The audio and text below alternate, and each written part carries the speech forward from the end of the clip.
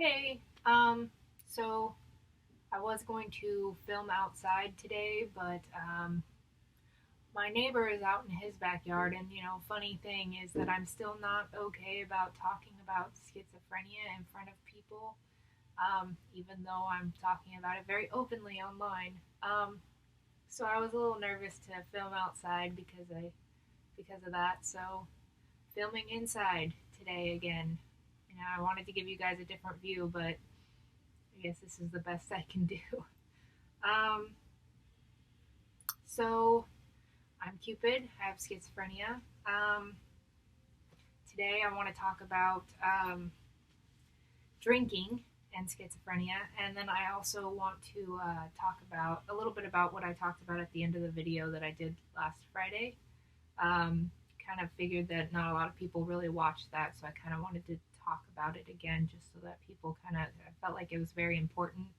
I wanted people to hear it, even if this video doesn't get a lot of views. I'm probably not going to repeat it again, um, but I do want people to see it the way that, or to understand things the way that I um, explain them. Anyways, let's talk about alcoholism and schizophrenia. So, a lot of people with schizophrenia do get a dual diagnosis of alcoholism or drug abuse.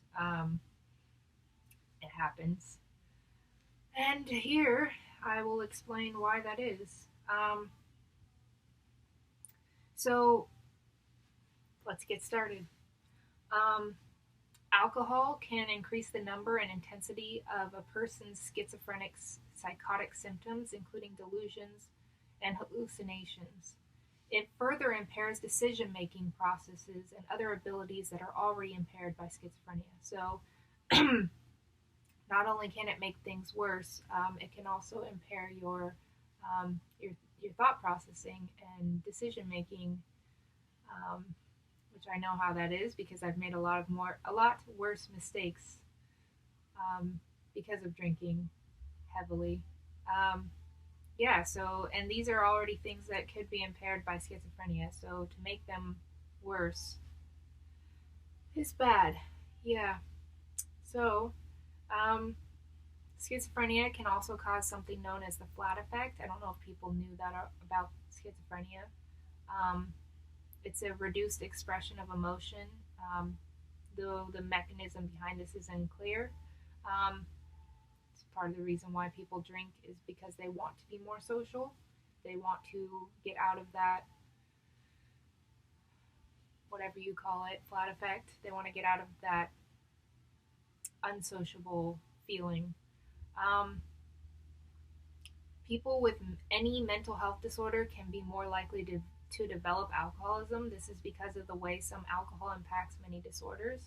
For example, alcohol impacts individuals with some disorders more strongly, or could temporarily mask their symptoms. When an underlying mental health condition is present in addition to alcoholism, it is known as a co occurring disorder or a dual diagnosis. In case of individuals with schizophrenia, like everyone, alcohol dulls the senses. Dulls. Can't say that word. The desired effects of alcohol use occur because alcohol is a central nervous system depressant. This can be a great relief to someone with schizophrenia, as it dulls their senses and can make them less aware of what they are experiencing. Um, Not only does this dull many symptoms of schizophrenia, giving the sufferer a break from what they normally experience, but studies show that alcohol can have a greater euphoric effect on them than people without the disorder, which is kind of interesting that it can affect us with more euphoria. I think that's one of the reasons why I like drinking. Naturally, with the increase of a reward, people who suffer from schizophrenia are likely to drink more as a respite from their symptoms and increased sense of well-being. The increased consumption makes schizophrenics more susceptible to develop an alcohol use disorder. Um, an alcohol use disorder will affect a schizophrenic in every way it would affect someone without the disorder, straining their relationships and health. Additionally, the symptoms of withdrawal can make their hallucinations worse, adding additional pain to what they are seeing and hearing. So when you come down, it makes it everything worse, and that would mean that you'd have to be drunk forever to not have any issues.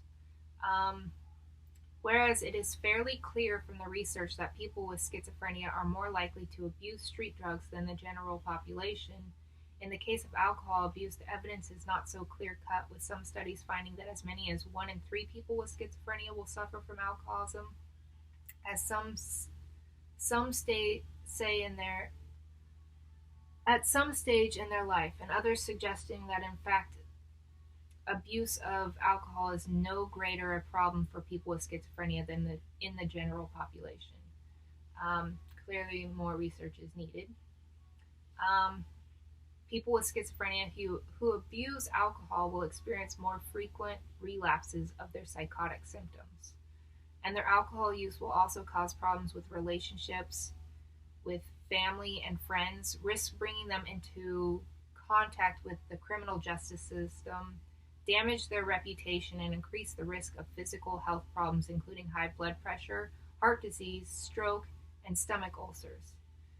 In addition, alcohol abuse may cause employment problems if they are in work, financial problems, and risk injury by accidents such as falls. But perhaps one of the greatest threats that alcohol presents for the person with schizophrenia is that in providing a temporary feeling of well being, it distracts them from the very real necessity of dealing with the complex problems in their lives caused by this cruel condition called schizophrenia.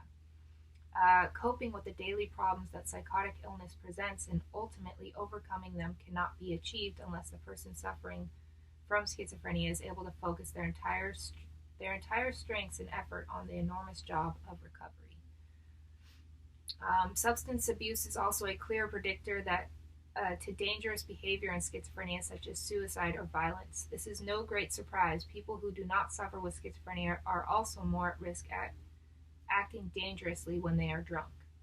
So it can cause people to be suicidal or violent in some form or another, which I think, not that I like have physically abused someone when I'm drunk, but I do lash out when I'm drunk and tend to not be like violent, but maybe more rude. I don't know how you explain that. Um, yeah, so I mean, it does that to people normally without alcohol, or I mean, sorry, without schizophrenia. So for it to cause, to do that with people with schizophrenia makes sense that it's more likely that people would act that way. Um, on one level, people with schizophrenia use alcohol for exactly the same reasons that people who do not suffer from schizophrenia do. It makes them feel good and it provides an opportunity for socializing. However, on another level, it may be that people with schizophrenia abuse alcohol because of the profound feeling of hopelessness that arises from a life of what Warner in his book describes as profound purposelessness. Yeah, I've been there. Actually, sometimes I wonder if my life is going to ever be anything good other than just schizophrenia. I wonder if I'm going to have to, if I'm going to be able to get anywhere in life with this diagnosis. So I can see that. Most people with schizophrenia today do not work and are not in long term relationships. As a result, they often lack the vital sense of purpose that other people enjoy, and which is such an important motivator. Into this climate of purposelessness can also creep a real sense of hopelessness, and it is at such a point that people with schizophrenia understandably turn to the bottle to make their lives feel better, even if only briefly. Yeah.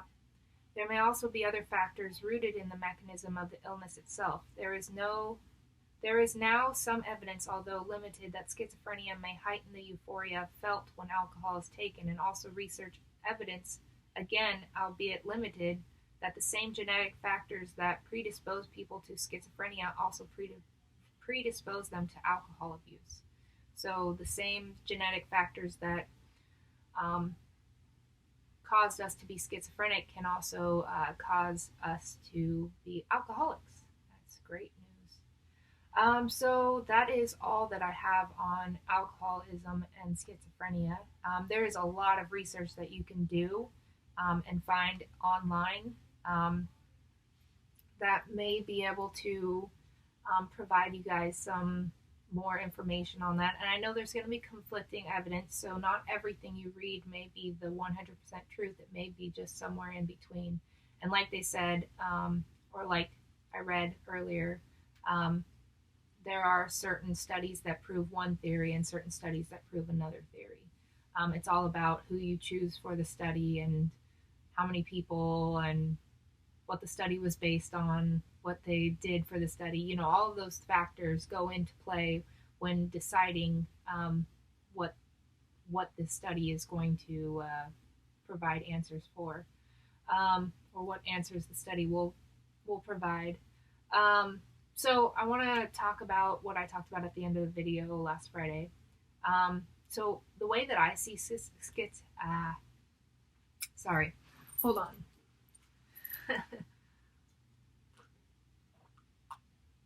Need some liquid in my mouth. Okay, so the way that I see schizophrenia is that I have such a hard time saying that word in general because I feel like there's so much negativity behind the word itself, and it just kind of makes me nervous to say it out loud. It's part of the reason why I say it at the beginning of every video because I just want to get it out of the way and say it. But also because it's a really hard word to say. Schizophrenia. Okay, got it. So how I see schizophrenia is that it's like a filter on your life. And I know I explained this already, so if you've already watched that video, I'm sorry, you guys. Saying it again. It's like a filter on your life. So it's almost like you see everything in a completely different way than everyone else does. And everything is different. And there's added things to the filter, like, you know, obviously, like sometimes you see a person or you see a spider or whatever that's added to the filter as well. So there's the filter, there's the things that are on top of the filter, and then there's a filter on our hearing and the things on top of the filter as well. And that's how I see schizophrenia. And that's part of the reason why, if anybody has checked out my Instagram, that's part of the reason why I do my artwork the way I do it. I take pictures and then I add filters on top of them, and not like just any filters. I change the colors of things. Um, I make it look the way it felt for me, or the way it looked for me at the time. I try to make it as realistic to what, as close to the realism that I felt in those photos. I also do artwork, drawings, and in my drawings, I try to always find a way to make you understand what it feels like. In the drawing, in my main, um, what do you call that? I don't know. On my homepage on YouTube, it's the very top, right next to my profile picture, or across the top of the page. That picture I drew at the end of 2016, beginning of 2017. I finished it, I think, in like January of 2017 or February. And that was right at the beginning of my third episode. Um, I I have a piece of that picture. Sorry, I forgot for a minute there what I was going to say. I have a piece of that picture, where I have the little people crawling around my face, and they're doing stuff and talking in my ear and all kinds of things. So that gives a point of view of what the voices are like. Those are supposed to be like the little voices running around controlling me. I have my eyes sewn shut, my mouth sewn shut, because how schizophrenia feels to me is that, or not even how schizophrenia, how it makes me feel when the voices are there, is that I can't say anything without their consent. I can't do anything without their consent. I can't feel anything. I can't, I can't act in any certain way that they don't want me to act, because otherwise they will lash out at me. They will do things to me that I don't want to be done, and they will make me into this person that they want me to be. Um, and if I don't turn into that person for them, then things will happen to me. And so I feel like there is no control that I can have over myself in those times, which is really frustrating, very scary. Like I've said it a million times, I think, that it's very scary to be someone with schizophrenia. It's part of the reason why I have such a soft place for people with schizophrenia, is because I know how it feels, um, and I know that it's not easy at all. It's very hard to deal with. Um, so, anyways, if you get a chance and you want to see the rest of what I talked about in that video, I don't know if there was anything more that I said. I think there was a little bit more that I said. You can definitely check out the end of that video that I did on Friday. It's the emotional support animals one. I get that not a lot of people really care about that information, especially if they already have animals. But I thought it was very good information to have. And again, at the end of the video, I talked about some really important stuff. So um, I have more stuff to talk about this week. I have decided to no longer do weekends, no longer do videos on weekends, just take a break for a little bit.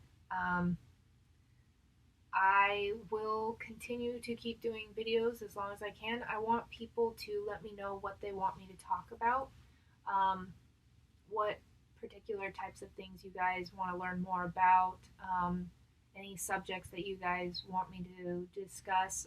If there's anything that you guys have, like any questions you want to ask me, send me a message. Let me know, you guys. I would love to talk more about what the viewers want to see. So, hopefully, you guys enjoyed this video. Hopefully, you got a lot of information about drinking.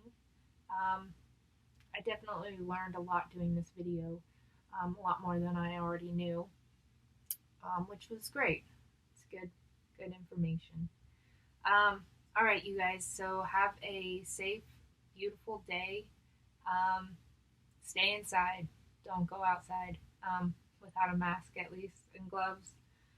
Gotta look like you're a crazy person right now. And yes, stay beautiful, stay wonderful, stay amazing, stay awesome, stay unique, stay you. And above all else, love yourselves, you guys.